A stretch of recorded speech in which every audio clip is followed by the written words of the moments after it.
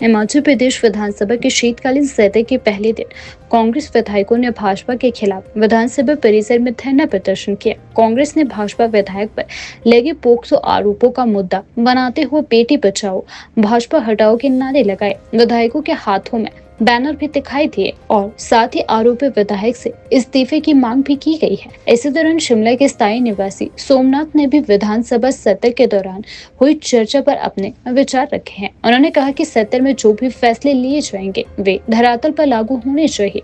उन्होंने उम्मीद जताई है कि सरकार व विपक्ष दोनों दल जनता से जुड़े वास्तविक मुद्दों जैसे रोजगार, शिक्षा, स्वास्थ्य और विकास पर चर्चा करेंगे। सोमनाथ ने कहा कि जनता हर सत्र से उम्मीद लगाकर बैठी होती है और इस बार भी आम लोग चाहते हैं कि उनके मुद्दों को प्राथमिकता मिले।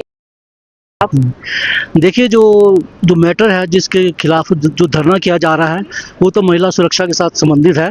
वो तो ठीक है, लेकिन बड़ी अजीब सी बात है कि एक पार्टी के लोग ही अगेंस्ट कर रहे हैं, जबकि वो उसके अलावा उसके खिलाफ कोई एक्शन भी ले सकते थे। ये धरना प्रदर्शन करना तो कुछ अजीब सा लग रहा है।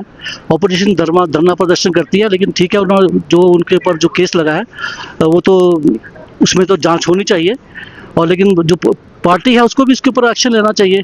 तो खाली धरना वगैरह से तो बात नहीं बनती है, और बड़ा अजीब सी बात भी है कि यहाँ पर धरना प्रदर्शन अपने ही मेंबर के खिलाफ धरना प्रदर्शन किया जा रहा है, तो बड़ा अजीब सा है। बाकी हमको तो ये उम्मीद थी कि आज से करें कुछ पब्लिक के बारे में, पब्लिक के मुद्दे उठाए जाएंगे, महंगाई, बेरोजगारी के ऊपर कुछ कार्य करेंगे, कुछ ऐसी बातें होंगी।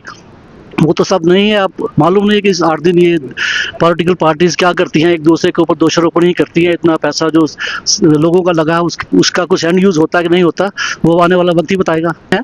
और बहुत ही सोचनीय, इस पर विचार करने वाली बात है। और इससे तो ऐसा लगता है कि लोगों को डर, कानून व्यवस्था को डर नहीं रहा है।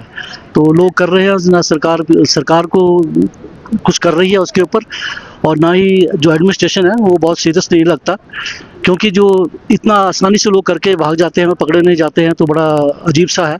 हिमाचल के लिए तो ये बहुत अजीब सी घटनाएं हो रही हैं पिछले दिनों से, और इसके बारे में सरकार को और प्रशासन को बहुत ध्यान देना चाहिए, क्योंकि महिलाएं बहुत खतरे में आ रही, अपने आप को अभी सुरक्षित महसूस नहीं कर रही हैं। जितना कि हिमाचल शांतिप्रिय वो प्रदेश है, यहाँ पे ऐसा कुछ हरकतें ऐसा नहीं होती थी, लोग आराम से आ जा सकते थे। तो आज के इस मुद्दे में बहुत ये हो रहा है कि तो इसमें एक तरह से असुरक्षित महिलाएं महसूस कर रही हैं। ऑपोजिशन पार्टीज भी और जो रूलिंग पार्टी है, दोनों इसको सीरियस लेके इसके इन मैटर्स पे डिस्कस करें और कोई एक्शन ले, कोई कानून बनाए, क्योंकि जब तक स्ट्रिक्टनेस नहीं होगी तो ये चीज़ें होती रहेंगी। लोगों को जब डर नहीं होगा, और डर होना बहुत ज़रूरी है। तो उम्मीद यही है कि दोनों जो मेन पार्टीज़ हैं वो इसको इन मुद्दों को लेकर सीरियसली डिस्कस, डिबेट्स करें, बातचीत करें और किसी एक्शन पे पहुँचे। तो ये उम्मीद करते हैं हम।